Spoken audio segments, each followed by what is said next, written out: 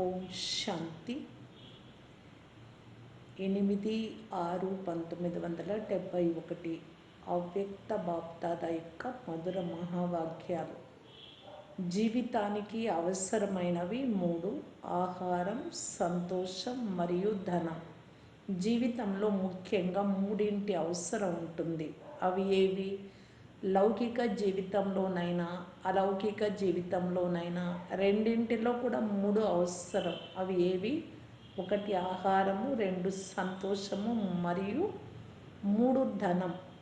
ఈ 3 విషయాలు అవసరం. ధనం లేకుండా ఏది ఉండదు, సంతోషం లేకుండా జీవితం ఉండదు, మరియు ఆహారం కూడా అవసరం. కనుక ఈ 3 విషయాలు ఇక్కడ కూడా అవసరం.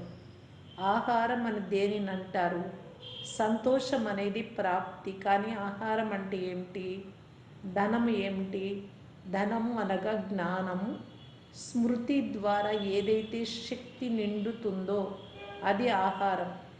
ఆహారమే జీవశక్తికి ఆధారం. అయితే 3 ప్రాప్తించాయా లేక ప్రాప్తిస్తున్నాయా? ధనం కూడా పూర్తిగా లభించింది కదా, ఆహారం కూడా లభించింది, సంతోషం అయితే ఉండనే ఉంది. అఖండ ధనం లభించింది కదా, మంచిది. అఖండ ఖజానాను లెక్కించి సహజ పద్ధతిలో ఎవరికైనా చెప్పాలి అంటే ఏ రకంగా చెప్తారు? ఎలా వర్ణించి చెప్పాలి అంటే దాంట్లోనే సహజంగా ఖజానా అంతా వచ్చేయాలి. ధనమంతా సముద్రాన్ని కుండలో నింపి చూపించాలి. ధనమును ఎలా లెక్కిస్తారు? 1, 2, 3 అంటే లెక్కించి మా దగ్గర ఇంత ధనం ఉంది అని చెప్తారు కదా. అలాగే 1 అనగానే 1కి చెందిన విషయాలు చెప్పాలి. అనగా ఒకే బాబా, ఒకే జ్ఞానం. ఇలా 1 అనే విషయంపై వచ్చేవి వర్ణన చేస్తే ఎన్నో విషయాలు వస్తాయి. 2 అనేది వర్ణన చేస్తే ఎన్ని విషయాలు వస్తాయి? ఇలా 1, 2, 3, 4, 5 వీటి ద్వారా జ్ఞానమంతా వర్ణించి చెప్పవచ్చు. ధనాన్ని వ్రేళ్లతో ఎలా లెక్కిస్తారు? అలాగే మీరు కూడా జ్ఞాన ఖజానాను ఈ 5 అంకెల్లో వర్ణించి చెప్పవచ్చు. ఈ క్లాస్ చేయాలి, అప్పుడు పాయింట్స్ అన్నీ వచ్చేస్తాయి. ఇలా మననం చేయాలి.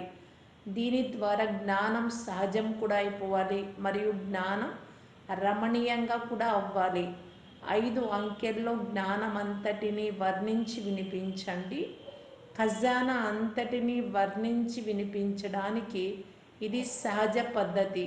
చిన్నపిల్లలకు కూడా 1, 2, 3 అంటూ నేర్పిస్తారు కదా, అలాగే 5 అంకెల్లో ఖజానా అంతా వర్ణించబడాలి.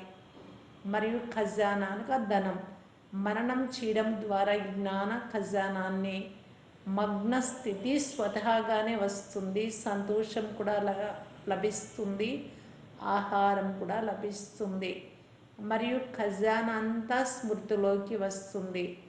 ఆ 3 విషయాలు కూడా గుర్తు ఉంటాయి. అలాంటి జీవితాన్ని శ్రేష్ఠ జీవితము అని అంటారు. స్మృతి యాత్రలో ఉండడం వలన ఏమైనా గారడీ జరుగుతుందా? శక్తులు ప్రాప్తిస్తాయి అన్నారు అక్కడ ఉన్నవారు. శక్తులు ప్రాప్తించడాన్ని గారడి అని అంటారా? ప్రజలు కొన్ని అభ్యాసాలు చేస్తారు, మంత్ర తంత్రాల ద్వారా కొన్ని గారడీలు చేస్తారు. అలా దీనిని కూడా గారడి అని అంటారా? ఏ శక్తి ఆధారంగా మీరు కర్తవ్యం చేస్తున్నారో దానిని గారడి అని అంటారా? అనరు. గారడీగా భావించి ప్రయోగించడం లేదు, మీరు కర్తవ్యంగా భావించి శక్తిని ప్రయోగిస్తున్నారు. కర్తవ్యం చేయడం అనేది బాధ్యత కదా. శ్రీమతాన్ని మీ ప్రత్యక్ష కర్తవ్యంగా భావించి నడుస్తున్నారు. ఆ మనుషుల దగ్గర అయితే గారడి ఉంటుంది. మీ బుద్ధిలోకి ఉండేది శ్రీమతం. శ్రీమతము మరియు గారడి రెండింటిలో తేడా ఉంది. మీకు శక్తులు ప్రాప్తిస్తే ఏమి గుర్తిస్తుంది అంటే శ్రీమతము ద్వారా ఇవన్నీ ప్రాప్తించాయి అని. గారడీగా భావించి శక్తులను ప్రయోగించరు, కర్తవ్యంగా భావించి శక్తులు ప్రయోగిస్తారు. శక్తులు తప్పకుండా వస్తాయి, నోటితో మాట్లాడాల్సిన అవసరం ఉండదు. సంకల్పంతోనే కర్తవ్యం సిద్ధిస్తుంది. నోటి ద్వారా కర్తవ్యాన్ని సిద్ధి చేసుకోవడానికి మీకు మొదట్లో చాలా మాట్లాడాల్సి వచ్చేది, అప్పుడే సిద్ధి లభించేది. అంతర్యామి వలె సంకల్పంతో కర్తవ్యం పూర్తి చేయడం అనేది కూడా అభ్యాసం అయిపోతుంది. సంకల్పంతో ఎవరినైనా పిలవగలరు, సంకల్పంతో ఎవరికైనా కార్యానికి ప్రేరణ ఇవ్వగలరు. ఇవి కూడా శక్తులు, కానీ వాటిని కర్తవ్యంగా భావించి ప్రయోగించాలి. ఇవన్నీ శ్రీమతం ద్వారా ప్రాప్తించాయి. బటన్ నొక్కగానే టీవీలో దృశ్యాలు వచ్చినట్లుగా మీరు ఇక్కడ సంకల్పం చేయగానే అక్కడ వారి బుద్ధిలో చిత్రం స్పష్టంగా కనిపిస్తుంది. ఇలా కనెక్షన్ నడుస్తుంది. ఈ శక్తులన్నీ ప్రాప్తిస్తాయి. ఈ ప్రాప్తి కొరకు బుద్ధిలో మిగతా విషయాలన్నీ సమాప్తమైపోవాలి. కేవలం శ్రీమతం యొక్క ఆజ్ఞ ఏదైతే లభించిందో అదే నడవాలి, మరేది కలపకూడదు. వ్యక్త సంకల్పాలు శ్రీమతం కాదు, ఇది మీ మన్మతం. బుద్ధిలో శ్రీమతం తప్ప మరేది కలవనప్పుడు శక్తులు వస్తాయి. సమీపంగా వస్తూ ఉన్నారు. శక్తులకు చాలా మహిమ ఉంది. కర్తవ్యం ఆధారంగా శక్తుల యొక్క మహిమ ఎక్కువ. ఎందుకంటే సాకారంలో అంతిమ కర్తవ్యం యొక్క సమాప్తి శక్తుల ద్వారానే. కనుక కర్తవ్యం యొక్క స్మృతి లేదా స్మృతి చిహ్నం కూడా శక్తులకి ఎక్కువ, అంటే మాతలకు. భవిష్యత్తులో రోజు రోజుకి దేవతా స్వరూపం యొక్క పూజ యొక్క స్మృతి చిహ్నం తగ్గిపోతుంది. శక్తుల యొక్క పూజ మహిమ పెరిగిపోతూ ఉంటుంది. మహిమ జరుగుతూ జరుగుతూ ప్రత్యక్షమైపోతారు. మంచిది. నిర్మల శాంత దాది బాప్దాదా ఎదురుగా కూర్చున్నారు. అప్పుడు బాబా అన్నారు, కలకత్తాలో సేవా సాధనాన్ని అయితే స్థాపన చేశారు. సేవా సాధనాన్ని ఎలా అయితే స్థాపన చేశారో అదేవిధంగా పాలన యొక్క రూపం ఇప్పుడు విస్తారాన్ని పొందాలి. కలకత్తా మ్యూజియం ద్వారా ఆత్మలందరికీ శాంతి యొక్క వరదానం ఎలా ప్రాప్తిస్తుంది? ఎందుకంటే కలకత్తాలో అశాంతి ఎక్కువగా ఉంది. కనుక ఇక్కడ ధ్వనిని ఎంతగా వ్యాపింప చేయాలి అంటే ఈ స్థానం ద్వారా శాంతి తప్పకుండా ప్రాప్తిస్తుంది అని ప్రభుత్వం వరకు చేరుకోవాలి. శాంతి ధలమైన మీకు ప్రభుత్వం వారి నుండి అవకాశం వస్తుంది. ఎందుకంటే పాపాత్ములను పుణ్యాత్ములుగా తయారు చేసే సాధనం ఇదే. కనుక ఆహ్వానిస్తారు. ఎక్కడ అశాంతి ఉన్నా కానీ శక్తి దళం, శాంతి దళం ఉన్నారు అని భావిస్తారు. ప్రభుత్వం వారి ద్వారా ఆహ్వానం వచ్చి ప్రసిద్ధులవుతారు. కనుక నలువైపులా ధ్వని వెళ్ళేలా ప్లాన్ చేయండి. అశాంతి మధ్యలో ఈ శాంతి దళం రక్షణకు సాధనము అని మీరు ప్రసిద్ధి అవుతారు. బట్టి కార్యక్రమం గురించి మహిమ ఉంది కదా. అగ్ని అంటుకున్నా కానీ ఆ స్థానం రక్షణగా ఉంది అని. నలువైపుల అగ్ని ఉంటుంది కానీ ఒక్క స్థానమే శాంతిగా ఉంది అని అనుభవం చేసుకుంటారు.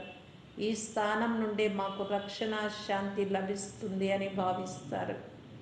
పాలన యొక్క ఈ కర్తవ్యాన్ని పెంచండి. ఆ స్థానం విశేష అభ్యాస యోగం, అంటే యోగం చేసే స్థానంగా ఉండాలి.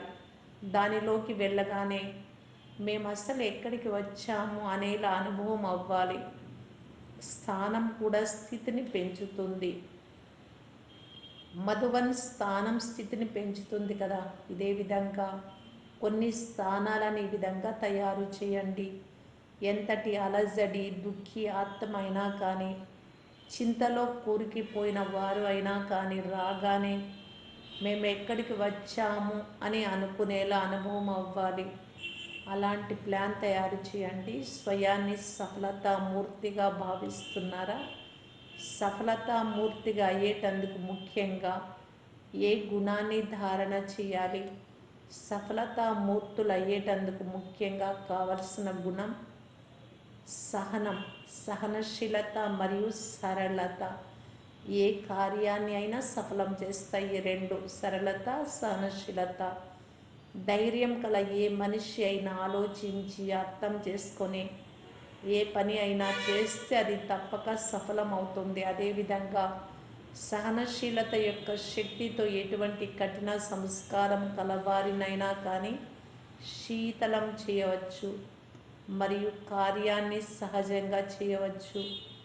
ఎవరిలో సహనశీలత గుణం ఉంటుందో వారు గంభీరంగా ఉంటారు. గంభీరంగా ఉన్నవారు గుహ్యతలోకి వెళ్ళే వారిగా ఉంటారు, లోతుగా ఆలోచిస్తారు. వారు ఏ కార్యంలోనూ భయపడరు, గుహ్యతలోకి వెళ్ళి సఫలతను పొందుతారు. సహనశీలత కలవారు బాహ్య తరంగాలకే కాదు, మనస్సులో ఏవైనా సంకల్పాలు ఉత్పన్నమవుతాయో ఆ సంకల్పాల ఉత్పత్తిని చూసి కూడా భయపడరు. సహనశీలత కలవారి ముఖంలో ఏమి కనిపిస్తుంది? ఎవరిలో సహనశీలత ఉంటుందో వారి ముఖంలో సదా సంతుష్టత కనిపిస్తుంది. వారి ముఖ కవళికలలో ఎప్పుడు కూడా అసంతుష్టత కనిపించదు. ఎవరైతే స్వయం సంతుష్ట మూర్తిగా ఉంటారో వారు ఇతరులను కూడా సంతుష్టంగా చేయగలరు. నడుస్తూ తిరుగుతూ కూడా ఫరిస్తాగా అనుభవం అవుతారు. సహనశీలత చాలా ముఖ్య ధారణ. ఎంత సహనశీలత మీలో ఉంటే అంతగా స్వయంతో సంతుష్టంగా మరియు సర్వులతో సంతుష్టంగా ఉంటారు. సంతుష్టం అవ్వడము అంటే సఫలత పొందడం. ఏ విషయంలోనైనా సహిస్తున్నారు అంటే, సహించడము అంటే విషయం యొక్క లోతులోకి వెళ్ళడం. సాగరం యొక్క లోతులకు వెళితే రత్నాలను తీసుకొని వస్తారు. అదేవిధంగా సహనశీలత కలవారు లోతులోకి వెళ్తారు. ఆ గుహ్యత ద్వారా చాలా శక్తులు ప్రాప్తిస్తాయి. సహనశీలురే మనన శక్తిని పొందుతారు. సహనశక్తి కలవారు లోపల మననంలో తత్పరులై ఉంటారు. మరియు ఎవరైతే మననంలో తత్పరులై ఉంటారో వారు మగ్న స్థితిలో ఉంటారు. కనుక సహనశీలత చాలా అవసరం. వారి ముఖమే గుణమూర్తిగా ఉంటుంది కనుక సహనశీలత యొక్క ధారణపై శ్రద్ధ పెట్టాలి. సహనశీలురే డ్రామా అనే డాలును పట్టుకొని ఉండగలరు. మరి దీనిపై అంత శ్రద్ధ ఉందా? సదా ఏదో ఒక గుణాన్ని ఎదురుగా ఉంచుకొని దాని యొక్క లోతులోకి వెళ్ళాలి. ఎంతెంత లోతులోకి వెళ్తారో అంతగా ఆ గుణం యొక్క విలువ మీకు తెలుస్తుంది.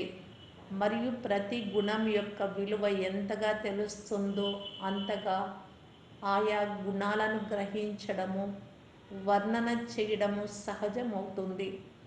కానీ ఒక్కొక్క గుణం యొక్క గుహ్యత ఎంత ఎవరు తెలుసుకుంటారో వారే విలువైన వారిగా అవుతారు. వారికి సర్వగుణ సంపన్నులు అనే మహిమ జరుగుతుంది. గుణాల ఆధారంగానే విలువ ఉంటుంది. ఏ గుణాల ఆధారంగా మీరు విలువైన వారిగా అయ్యారో ఆయా గుణాలకు ఎంత విలువ ఉంటుంది. ఈ విధంగా లోతులోకి వెళ్ళాలి. మరియు గుణాల యొక్క విలువ స్వయానికి ఎంతగా తెలుస్తుందో అంత విలువగా ఇతరులకు కూడా చెప్పగలరు. మంచిది. విలువైన వారి జాబితాలో మీరు ఉన్నట్లు భావిస్తున్నారా? దాదీని అడిగారు. విలువైన వారి ముఖ్య లక్షణం ఏమిటి? ఎలాగైతే బాప్దాదాను త్రిమూర్తి అని అంటారో అలాగే మీ ఒక్కొక్కరి మూర్తి ద్వారా 3 మూర్తుల సాక్షాత్కారం అవుతుందా? బాబా అయితే 3 దేవతల రచయిత, బ్రహ్మ విష్ణు శంకరులకు కనుక త్రిమూర్తి అని అంటారు. కానీ మీ యొక్క ఒక్కొక్క మూర్తి ద్వారా 3 మూర్తులు సాక్షాత్కారం అవుతుందా? ఆ 3 మూర్తులు ఏవి? శక్తుల ద్వారా, మాటల ద్వారా ఏ 3 మూర్తులు సాక్షాత్కారం అవ్వాలి?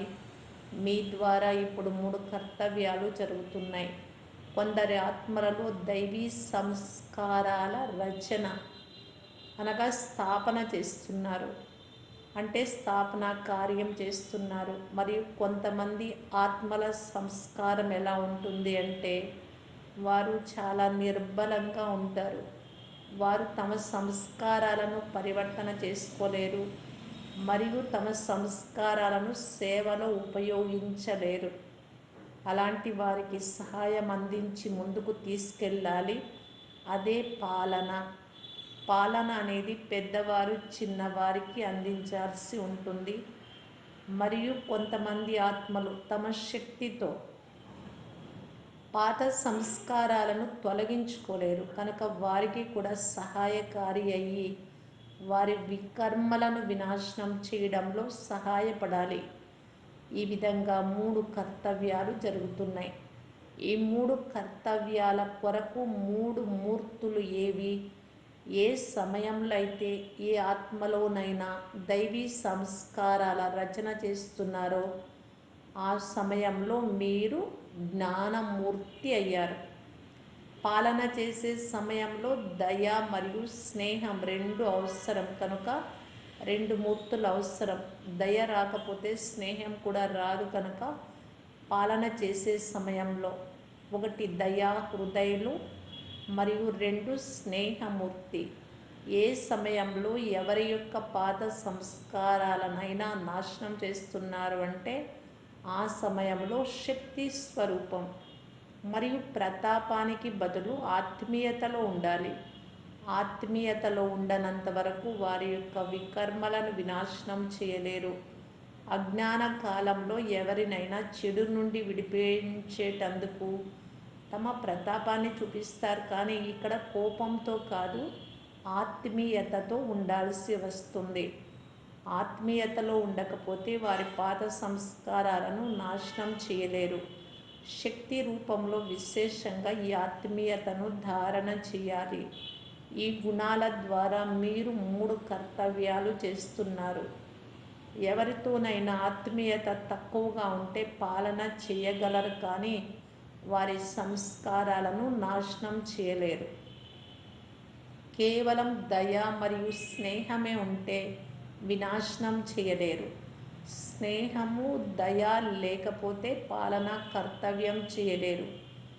ఆత్మీయత ఎక్కువగా ఉంది కానీ దయ తక్కువగా ఉంటే పాలనా కార్యంలో అంతా సహాయకారులు కాలేరు కానీ వికర్మలను వినాశనం చేయడంలో సహాయకారులు కాగలరు. జ్ఞానమూర్తిగా అవ్వకపోతే క్రొత్త సంస్కారాలను రచించలేరు. ఒకరిలో ఒక విశేష గుణం ఉంటుంది, మరొకరిలో మరొకటి ఉంటుంది కానీ 3 కావాలి. ప్రత్యక్ష రూపంలో 3 సమానంగా ఉంటే సఫలత చాలా త్వరగా లభిస్తుంది. ఏదో ఒకటి లోపంగా ఉన్నట్లయితే త్వరగా ఏదైతే సంపూర్ణ సఫలత రావాలో మరియు త్వరగా ఏదైతే రావాలో దానికి సమయం పట్టేస్తుంది. కనుక ఇప్పుడు ఇదే లక్ష్యం పెట్టుకోవాలి. 3 కర్తవ్యాలు చేసేటందుకు 3 మూర్తులుగా కావాలి. వాటిలో లోటు ఉండకూడదు. అప్పుడు సమయాన్ని సమీపంగా తీసుకురాగలరు. బాబాలో సర్వగుణాల సమానత ఉన్నట్లుగా వీటిలో సమానత తీసుకురావాలి. ఇప్పుడు ఒకరిలో ఒక విశేషత, మరొకరిలో మరొకటి ఉన్నాయి అంటే తేడా ఉంది కదా. బాప్దాదా ఏ కానుక ఇచ్చేటందుకు వచ్చారు? నిరాకారి తండ్రి యొక్క బహుమతి ఏమిటి మరియు సాకారి తండ్రి యొక్క బహుమతి ఏమిటి? 2 బహుమతులు లభించాయా? ఇద్దరి బహుమతి ఒకటేనా వేర్వేరా? బహుమతి అయితే అందరికీ లభించింది. శివబాబా ద్వారా మరియు బ్రహ్మ బాబా ద్వారా బహుమతి లభిస్తుంది. సర్వాత్మల కోసం కానుకైతే స్వర్గరాజ్య భాగ్యం. ఇదైతే అందరికీ లభిస్తుంది. కానీ ఎవరైతే అమూల్య పిల్లలు ఉంటారో, స్నేహి మరియు సర్వ కార్యాలలో సహయోగి అవుతారో వారికి బహుమతి ఉంటుంది. ఇద్దరి ద్వారా సాకార్ బాప్ దాదా ద్వారా ఒకే విశేష బహుమతి ఏమి లభించింది? అది కేవలం స్నేహి మరియు సహయోగి రత్నాలకే లభిస్తుంది. స్వర్గం యొక్క బహుమతి అయితే వరదానంగా లభిస్తుంది. సాకారి మరియు నిరాకారుడి ద్వారా ప్రతి ఒక్కరికి ప్రత్యేక వరదానం కూడా లభించింది మరియు కానుక కూడా లభించింది. ప్రతి ఒక్కరికి ఇలాంటి వరదానం లభించింది. దాని ద్వారా శ్రమ లేకుండానే సఫలతను పొందుతారు. మీ వరదానాలు ఏమిటో తెలుసు కదా. కొందరికి ఏదో ఒక విశేష శక్తి వరదానంగా లభించింది. కొందరికి ఇంకొక శక్తి యొక్క వరదానం లభించింది. ఆ వరదానాలను ప్రతి ఒక్కరు అనుభవం కూడా చేసుకుంటున్నారు. కొందరికి సర్వులకు సహయోగి అయ్యే వరదానం లభిస్తుంది. కొందరికి సర్వులకు స్నేహిగా అయ్యే వరదానం లభిస్తుంది. కొందరు సర్వుల సంబంధంలోకి వచ్చే వరదానం లభిస్తుంది. కొందరికి ఏ సమస్య ఎదురుగా వచ్చినా కానీ ఎదుర్కొనే శక్తి యొక్క వరదానం లభిస్తుంది. ఇలా ప్రతి ఒక్కరికి తమ తమ వరదానాలు లభించాయి. దానితో పాటు బహుమతి కూడా లభించింది. ఒక్కొక్కరిలో చూసినట్లయితే వారికి సర్వశక్తులలో ఒక శక్తి వరదానం రూపంలో లభించి ఉంటుంది. దానికోసం వారు శ్రమించాల్సిన అవసరం ఉండదు, స్వతహాగా లభిస్తుంది. వారికి పరస్పర సంప్రదింపుల్లో ఆ విషయం అనుభవంలోకి వస్తుంది. ఎలాగైతే పరస్పర గుణాలను వర్ణన చేస్తారో అలాగే ప్రతి ఒక్కరి వరదానం కూడా మీకు తెలుస్తుంది. కానీ ఏదైతే వ్యక్తిగత బహుమతి ఉంటుందో దానితో విశేష స్నేహం ఉంటుంది. ఆ బహుమతి ఏమిటో ఆలోచించండి. మరియు ఆ వ్యక్తిగత బహుమతిని సదా స్థిరంగా ఉంచుకునేటందుకు విశేషంగా ఏ విషయంపై శ్రద్ధ పెట్టాలి? అమృత వేళలో ఈ విషయం గురించి విచార సాగర మథనం చేయాలి. స్మృతి యాత్ర ద్వారా ఆత్మకి ఆత్మిక శక్తి వస్తుంది. ఎంతెంత ఆత్మిక శక్తిని ధారణ చేస్తారో అంతగా బుద్ధిని ఎక్కడ కావాలి అంటే, ఎంత సమయం కావాలి అంటే అంత సమయం ఉపయోగించగలరు. ఆత్మిక శక్తి ఎలా వస్తుంది? అర్పణం చేయడం ద్వారా. అర్పణ చేశారా లేదా అనేది మీ ఆత్మిక శక్తి ద్వారా తెలుసుకోవచ్చు. సర్వశక్తులను మీరు అర్పణ చేస్తే బాబా సర్వశక్తులను మీకు అర్పణ చేస్తారు. సర్వశక్తివంతుడు తోడుగా అయిపోతే సర్వశక్తులు మీకు తోడుగా అయిపోతాయి. అప్పుడు విజయమే విజయం. భక్తి మార్గంలో కూడా ఏదైనా కార్యం చేసేటప్పుడు ఇది పూర్తి అవుతుందో లేదో అని అనుకుంటారు. అందువలన భగవంతుడిపై వదిలేస్తారు. ఓ భగవంతుడా, ఇది మీ పని కనుక మీరే చూసుకోండి అని భక్తి మార్గంలో నిండిన ఈ సంస్కారాన్ని ఇప్పుడు ప్రత్యక్షం చేస్తున్నారు. భక్తి మార్గంలో కేవలం అన్నారు అంతే, కానీ ఇక్కడ జ్ఞాన మార్గంలో అలా చేశారు, చేస్తున్నారు. జ్ఞాన మార్గంలో చేసే శక్తి ఉంటుంది, భక్తి మార్గంలో కేవలం చెప్పే శక్తి మాత్రమే. రెండింటికి రాత్రికి పగలకు ఉన్నంత తేడా ఉంది. మంచిది. ఓం శాంతి.